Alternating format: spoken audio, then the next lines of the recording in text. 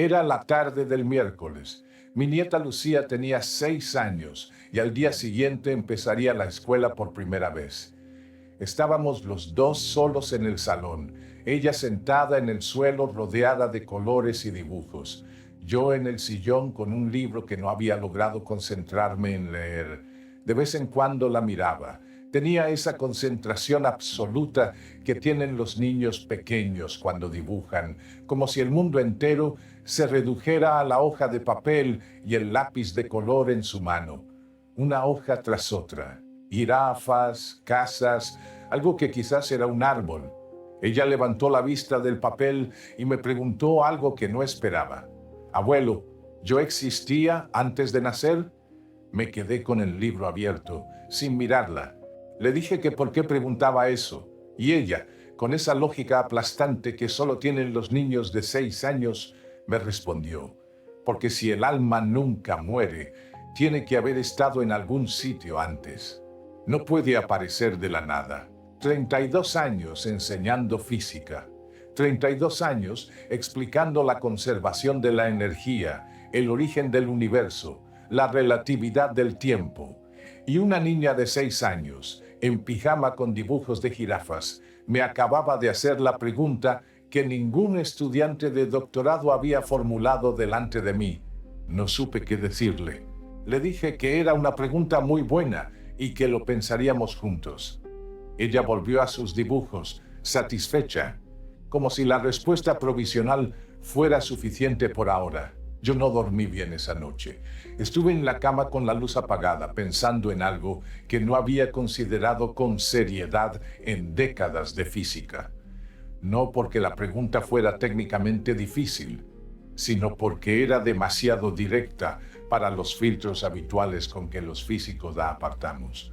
¿Dónde estabas antes de nacer? No dónde estaban tus átomos. Tú. Esa pregunta tan pequeña, formulada con tanta naturalidad por una niña que mañana iría por primera vez a la escuela, no encontraba ningún cajón donde guardarla. Lo que me perturbó no fue la pregunta en sí, fue darme cuenta de que durante décadas toda la conversación sobre el alma y la muerte gira en una sola dirección. ¿Qué pasa después? ¿A dónde vamos cuando morimos? ¿Hay algo al otro lado? Es siempre hacia adelante. Siempre el futuro. Las tradiciones religiosas, la filosofía, incluso las investigaciones sobre experiencias cercanas a la muerte, todo apunta hacia adelante. Y de repente Lucía había invertido la pregunta de una manera que me dejó sin argumentos preparados. No a dónde vamos, de dónde venimos, si el alma es indestructible, si la conciencia no puede simplemente aparecer y desaparecer como encender y apagar una bombilla, entonces la pregunta no es solo sobre el final, es también sobre el principio. ¿Dónde estabas tú exactamente antes de que tu cuerpo existiera? ¿Dónde estaba esa parte de ti que, se supone, sobrevive a la muerte? Esta pregunta es incómoda de una manera diferente a las demás. Las preguntas sobre el más allá tienen cierto consuelo incorporado. Al menos hablan de continuación, de reencuentro, de algo que sigue. Pero la pregunta sobre el antes es más fría, más extraña, porque si no recuerdas nada de antes de nacer, si no hay ninguna sensación de haber esperado en algún lugar durante los siglos anteriores a tu llegada, ¿qué garantiza que habrá algo después? La simetría es perturbadora. Si la ausencia de memoria prueba que no había nada antes del nacimiento, debería probar también que no habrá nada después de la muerte. Y si la ausencia de memoria no es prueba de ausencia de experiencia, entonces el antes también queda abierto. Lucía no lo formuló así, pero eso es exactamente lo que había debajo de su pregunta. Llevo días dándole vueltas a esto. Y cuanto más lo pienso, más me parece que esta es la pregunta que las tradiciones espirituales y la ciencia han evitado por razones distintas pero simétricas. Las tradiciones espirituales la evitan porque la respuesta es incómoda. Si el alma preexiste al nacimiento, entonces el nacimiento no es el inicio de algo nuevo, sino la llegada de algo antiguo. con historia, con un origen que no controlamos y que ni siquiera recordamos. Eso complica mucho las narrativas de propósito y diseño divino. ¿Para qué existe el alma antes de nacer? ¿Qué estaba haciendo? ¿Dónde? El hinduismo y el budismo tienen respuestas, pero requieren aceptar ciclos de reencarnación que la mayoría de las tradiciones occidentales no contemplan. Y dentro del judaísmo, del islam y del cristianismo, la pregunta sobre dónde estaba el alma antes del nacimiento ha producido más silencio que respuestas. La ciencia la evita porque no sabe cómo abordarla sin rozar metafísica, y a los físicos no nos gusta rozar la metafísica. Yo soy el primero en reconocerlo. Durante décadas, si alguien me hacía ese tipo de preguntas en el aula, encontraba la manera de devolver la conversación al terreno de lo medible, de lo verificable, de lo que tiene ecuaciones y puede ser falsado. Pero hay una conversación que ocurrió hace casi 100 años que cada vez que la releo, me parece que los dos participantes estuvieron a punto de formular esta pregunta exacta y ninguno la hizo. En el verano de 1930, Albert Einstein recibió en su casa de verano en Caput, a las afueras de Berlín, al poeta y filósofo indio Rabindranath Tagore. Se reunieron 2 veces, el 14 de julio y el 19 de agosto. Ambas conversaciones están documentadas, publicadas en varios medios de la época y traducidas a decenas de idiomas. Son uno de los diálogos más extraordinarios entre una mente científica y una mente filosófica del siglo pasado. Los dos habían ganado el premio Nobel. Los dos eran considerados genios en ámbitos completamente distintos. Los dos llegaron a aquella casa de verano con la cortesía que da el respeto mutuo cuando dos personas saben que el otro está pensando de verdad. Y los dos tenían visiones del universo radicalmente distintas que en esas conversaciones chocaron de una manera extraordinariamente civilizada. Einstein sostenía que la realidad existe independientemente de que alguien la observe. La luna está ahí, aunque nadie la mire. El universo existía antes de que hubiera mente alguna para percibirlo. La verdad es objetiva, externa, independiente de la conciencia. Para Einstein, la realidad no necesitaba un testigo para ser real. Tagore sostenía algo diferente y más difícil de articular sin que suene a misticismo. Sostenía que la realidad que conocemos es realidad humana. No hay separación entre el universo y la mente que lo percibe. La verdad es inseparable de la conciencia que la experimenta. Un universo sin ningún ser que lo observara no sería, en ningún sentido que importe, un universo que podamos llamar real. Ninguno convenció al otro. Ninguno cedió. Y la conversación terminó, en cierto sentido, en empate. Dos de los mejores pensadores del siglo XX, con acceso a toda la física y toda la filosofía disponible en su época, no pudieron resolver la pregunta de cómo se relacionan la mente y el mundo. Lo que me parece digno de atención no es el empate en sí, es que el empate era honesto. Nadie pretendió haber ganado, pero hay algo implícito en ese debate que ninguno de los dos verbalizó y que yo no había notado hasta que Lucía me hizo su pregunta. Si Tagore tiene razón, si la realidad depende de la conciencia para ser real, entonces hay algo perturbador en la pregunta del origen. Antes de que existieras, antes de que tu conciencia particular se activara, esa porción de realidad que ahora eres tú, estaba en suspenso, no era completamente real. Estaba esperando a que alguien la observara para convertirse en lo que es. Y si Einstein tiene razón, si todo existe independientemente de que haya una mente que lo perciba, entonces el espacio que tú ibas a ocupar ya existía antes de que nacieras. La materia que te compone llevaba miles de millones de años en el universo. Y aquí es donde la cosa se pone interesante. Si todo ya existía, incluyendo la configuración precisa de átomos y fuerzas que eventualmente serías tú, ¿dónde estabas exactamente? en esa materia dispersa, en esa posibilidad que aún no se había manifestado como persona? La física convencional tiene una respuesta para la materia. Es la más robusta que tenemos. La materia que te compone cada átomo de carbono, cada molécula de agua, cada ion en tus neuronas, tiene una historia que se remonta a miles de millones de años. Algunos de esos átomos estuvieron en estrellas que explotaron antes de que existiera el sistema solar. Otros circularon por océanos durante eones. Otros aún formaron parte de seres vivos que vivieron y murieron hace millones de años. Todos tienen trayectorias larguísimas que preceden al momento en que se organizaron de una manera específica para formar un ser vivo que se llama como tú. La conservación de la energía es una de las leyes más sólidas que tenemos. La energía no se crea ni se destruye. La materia y la energía son intercambiables, como Einstein mismo demostró. Así que, en ese sentido estrictamente físico, algo de ti existía mucho antes de que nacieras. Disperso, sí, sin la organización que te hace ser quien eres. Pero ahí estaba, en el universo, esperando una configuración que tardaría miles de millones de años en producirse. El problema, y es un problema honesto, es que eso no responde la pregunta de Lucía, porque la pregunta no era dónde estaban los átomos, era dónde estabas tú. La pregunta asume que hay un tú que puede estar en algún lugar antes de que tu cuerpo exista.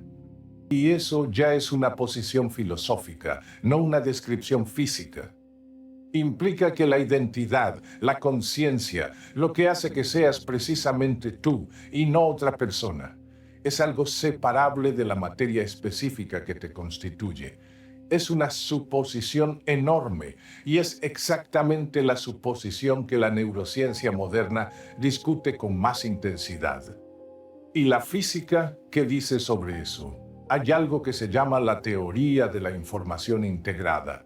Su nombre completo en inglés es Integrated Information Theory, y su versión más reciente, la 5.0, fue presentada por el neurocientífico Giulio Tononi y colaboradores en 2025. Es una de las teorías más serias y más debatidas en la ciencia de la conciencia y tiene la particularidad de ser la primera en ofrecer un marco matemático riguroso para intentar medir cuánta conciencia tiene un sistema. La idea central es que la conciencia no es una propiedad mágica que aparece de la nada. Es una propiedad que emerge cuando un sistema integra información de una manera particular. Tononi lo cuantifica con una letra griega, phi. Cuanto más pi tiene un sistema, más consciente es. Un termostato tiene phi casi cero. Un ser humano adulto tiene phi muy alto. Y la cantidad de pi que tiene un sistema depende de cómo está organizado internamente, de cuántas relaciones entre partes no pueden reducirse a la suma de sus componentes separados.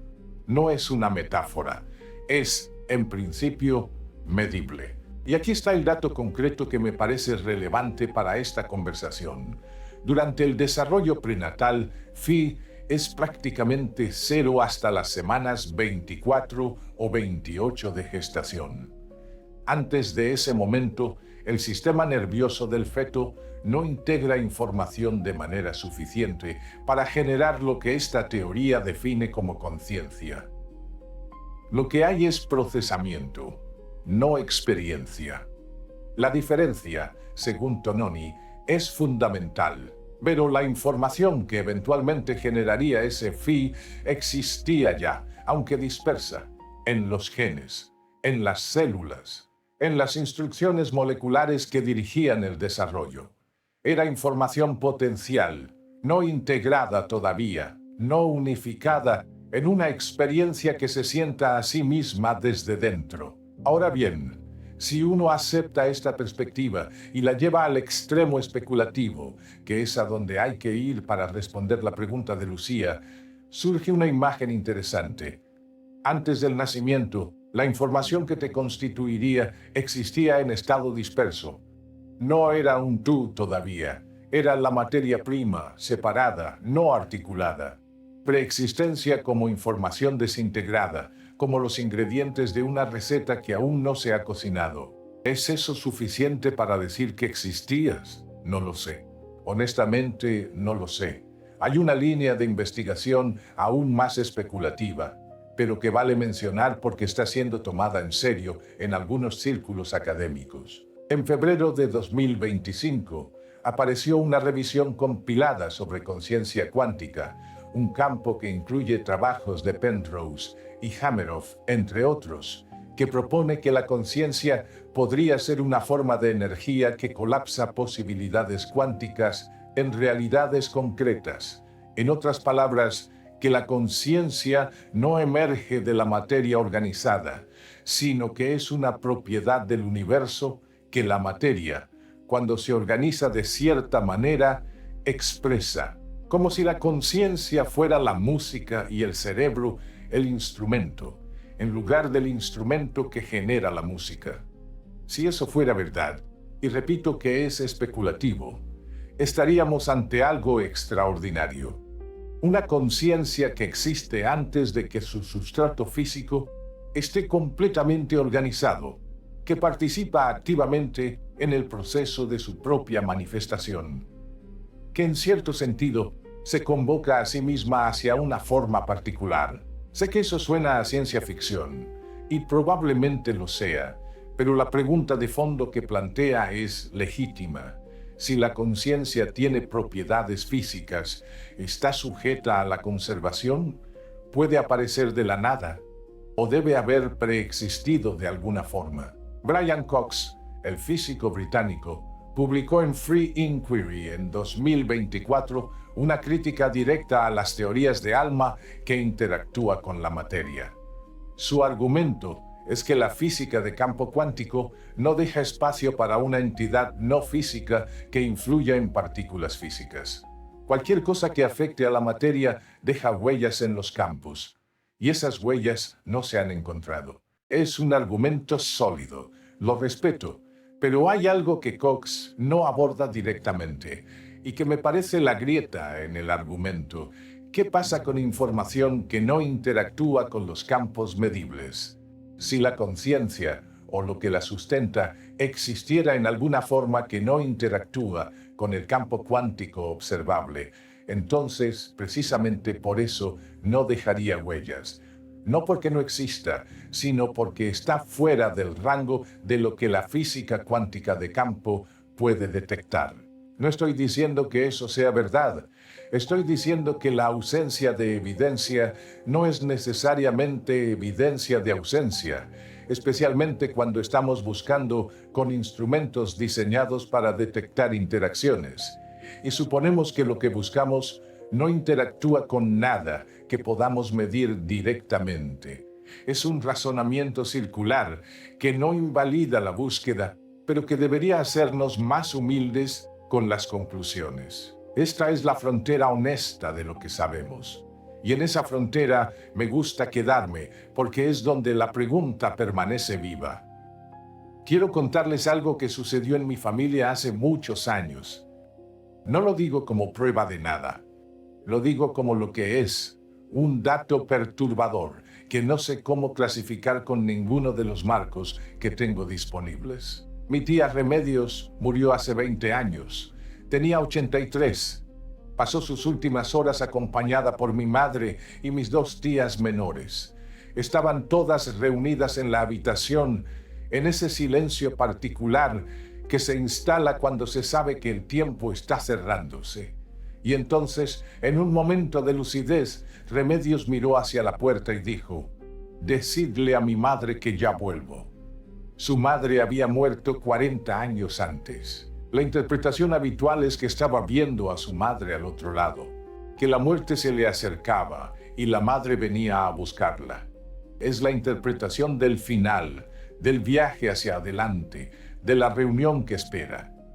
Mi madre lo contaba así, con una mezcla de paz y de dolor que nunca ha cambiado con los años. Pero esa noche, después de que Lucía me hiciera su pregunta, lo vi diferente.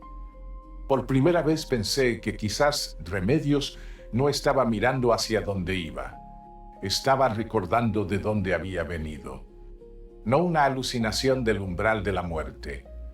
Una memoria, como si en ese momento límite, cuando los filtros cognitivos se disuelven y la percepción cambia de una manera que la neurología todavía no explica del todo, hubiera recuperado algo que normalmente no tenemos acceso, el conocimiento de que hubo un antes, que ella venía de algún lugar y que a ese lugar, en algún sentido que no sabemos describir, regresaba. No sé si eso tiene sentido físico, no sé si tiene sentido ninguno, pero es la tercera interpretación de lo que dijo y es la que más me inquieta, precisamente porque es la que nunca se nos ocurre considerar.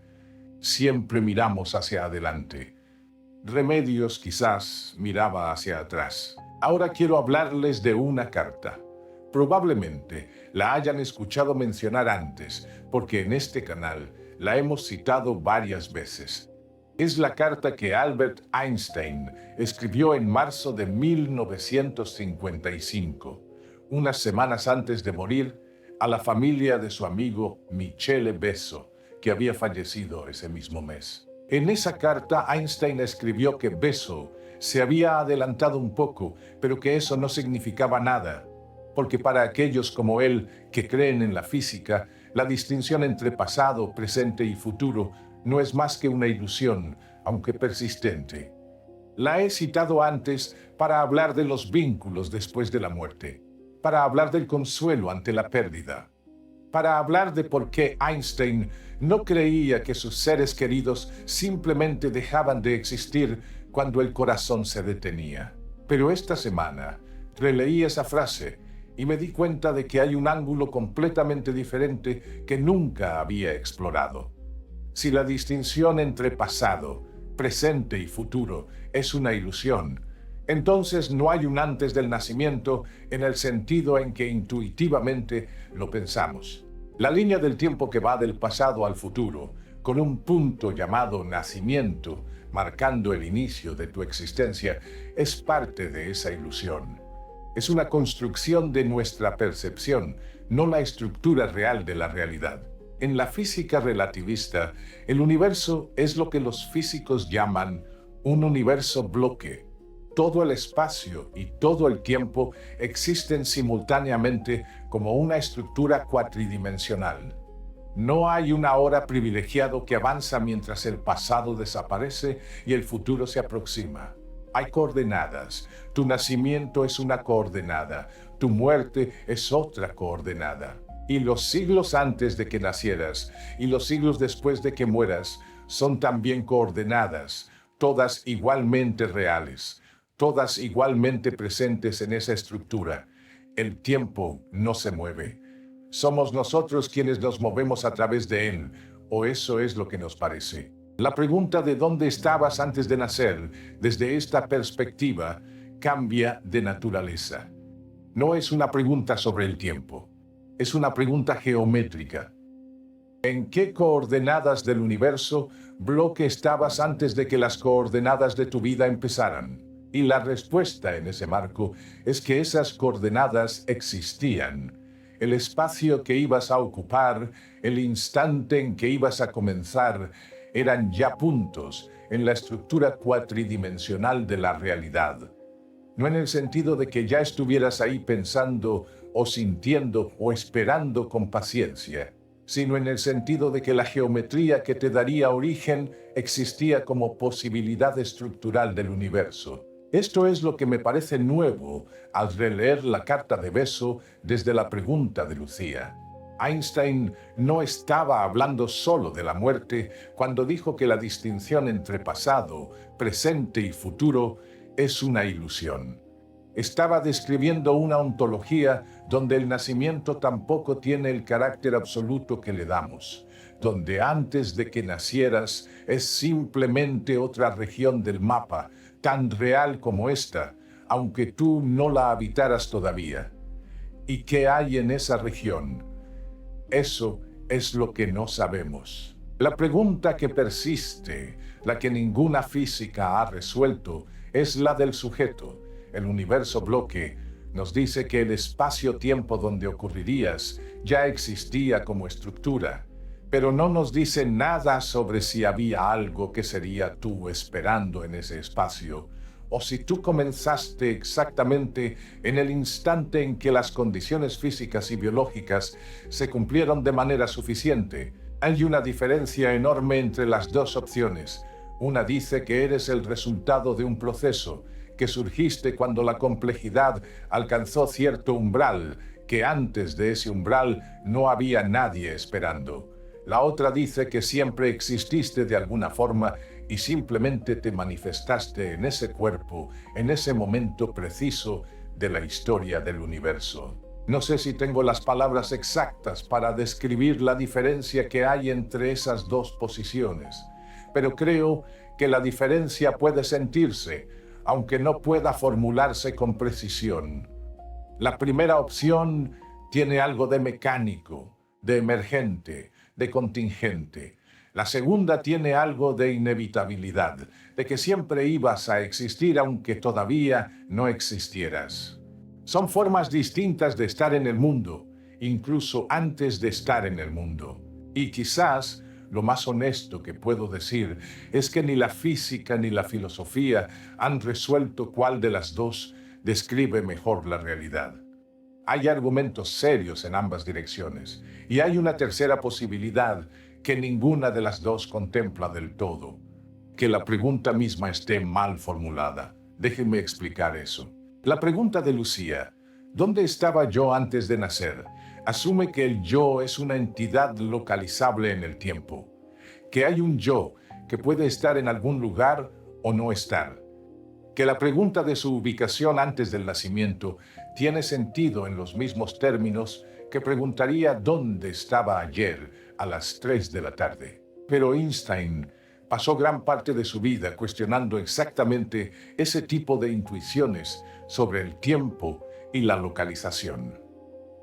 La relatividad especial nos dice que la simultaneidad no es absoluta. Lo que es ahora depende del observador. El tiempo no fluye de la misma manera para todos los sistemas de referencia. Lo que para un observador ocurre al mismo tiempo, para otro ocurre en momentos distintos, no como error de medición, como estructura de la realidad.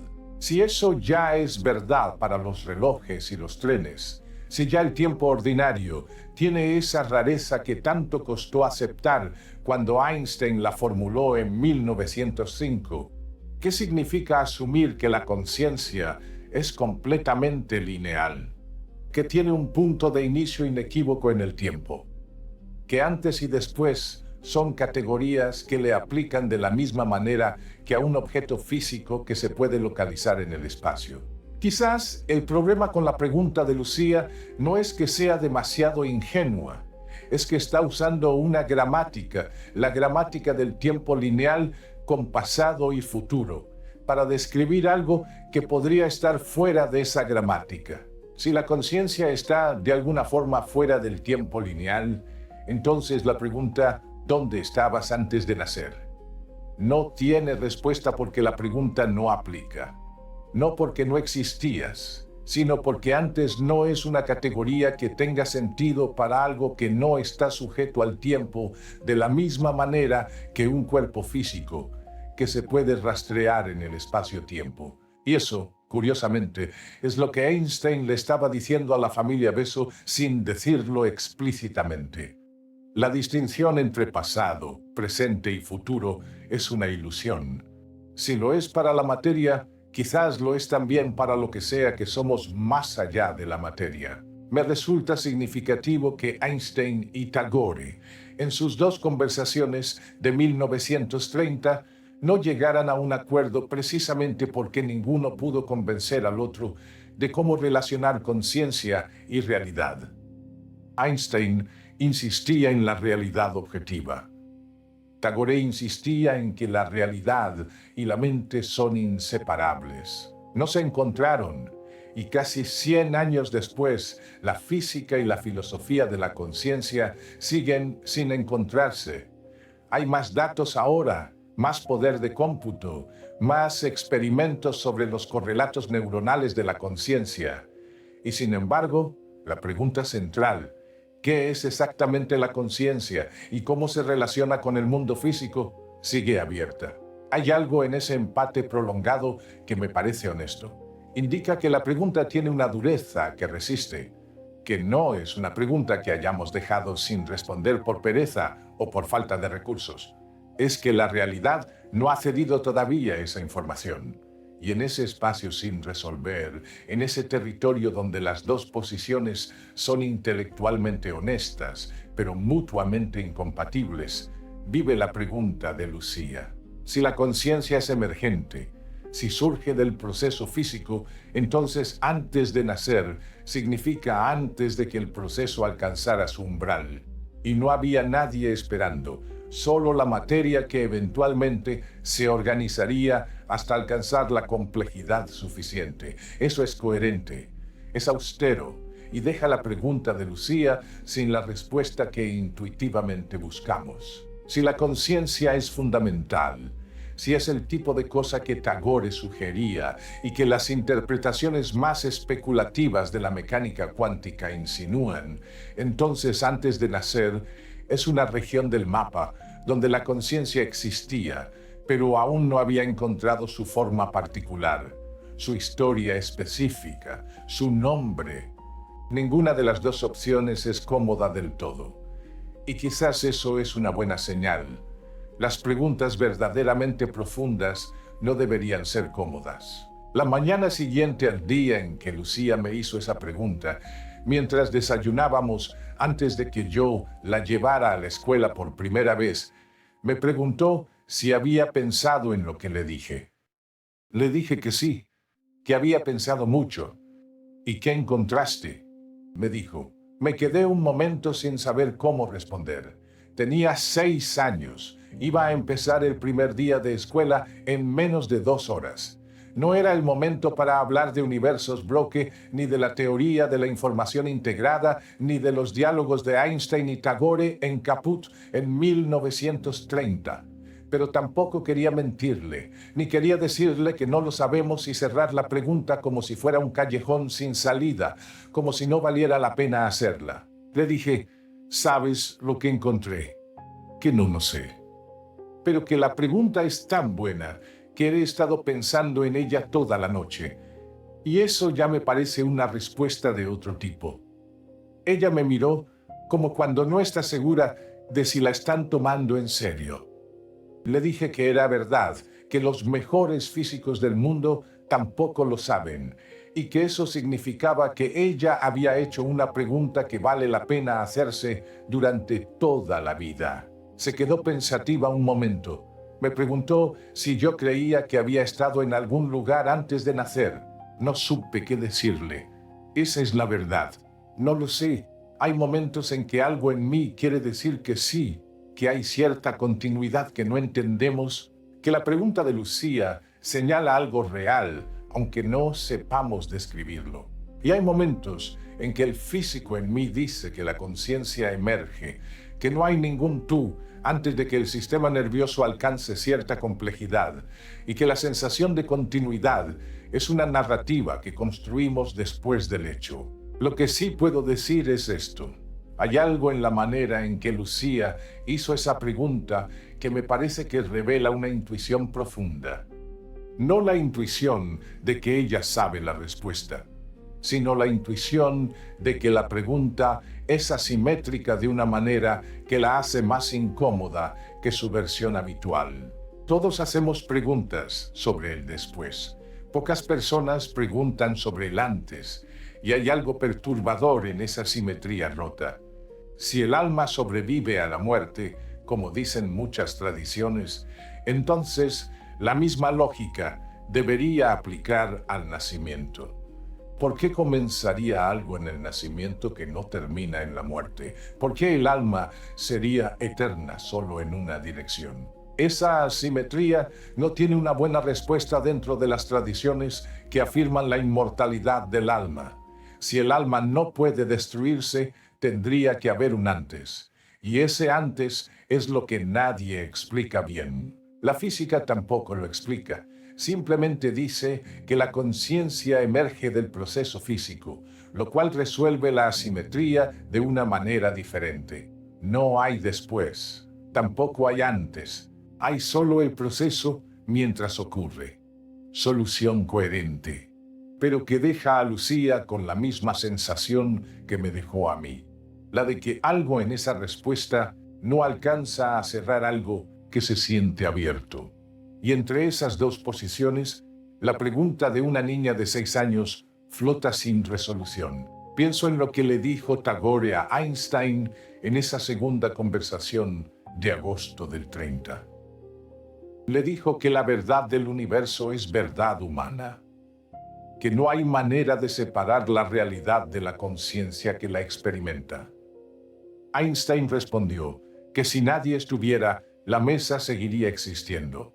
Tagore dijo que sin la mente que la percibe, la mesa no sería real en ningún sentido que importe. Y yo, de este lado del siglo, con una taza de café que se enfría en la mesita del salón, pienso que quizás los dos tenían razón en sus propios términos, que la física de Einstein describe el sustrato, la estructura, las coordenadas que existen aunque nadie las habite, y que Tagore estaba intentando describir algo diferente, la textura interna de la experiencia, lo que es ser alguien en lugar de simplemente ser algo, y que la pregunta de dónde estábamos antes de nacer es, en el fondo, la pregunta de si ese interior, esa textura subjetiva, tiene una historia más larga que el cuerpo que la aloja. No lo sé. Y cuanto más pienso en ello, más me parece que no saberlo es exactamente la posición correcta. No ignorancia por falta de reflexión, sino honestidad ante la frontera de lo que ningún instrumento humano, ni científico ni filosófico, ha logrado cruzar todavía. Lo que sé es esto. Esa mañana, mientras llevaba a Lucía de la mano hacia la escuela, ella iba mirando el suelo y contando las baldosas. De vez en cuando levantaba la vista para ver si reconocía alguna calle. Estaba completamente presente, absolutamente aquí, con toda la intensidad que tienen los niños pequeños ante lo nuevo. Y yo iba pensando que hay preguntas que no tienen respuesta, pero que hacen bien en el mundo precisamente porque no la tienen, porque mantienen abierto algo que de otra manera cerraríamos demasiado pronto. Hay preguntas que son mejores que las respuestas disponibles. La pregunta de dónde estabas antes de nacer no tiene respuesta, pero hace algo que pocas preguntas logran. Te obliga a tomar en serio que el misterio de la conciencia no es solo sobre lo que viene después, es también sobre lo que había antes. Y eso cambia el peso de la pregunta. Ya no es solo sobre la muerte, es sobre ti, sobre lo que eres y cuándo comenzaste a hacerlo, y si ese cuándo tiene sentido en absoluto. Esa mañana, cuando llegamos a la puerta de la escuela, Lucía me soltó la mano y entró sin mirar atrás, como si siempre hubiera sabido que aquí era donde tenía que estar. Con esa seguridad tranquila que tienen los niños cuando algo por fin encaja, aunque no sepan explicar por qué encaja. No sé de dónde vino, pero estoy muy contento de que esté aquí. Y esa es quizás la única certeza que tengo esta semana.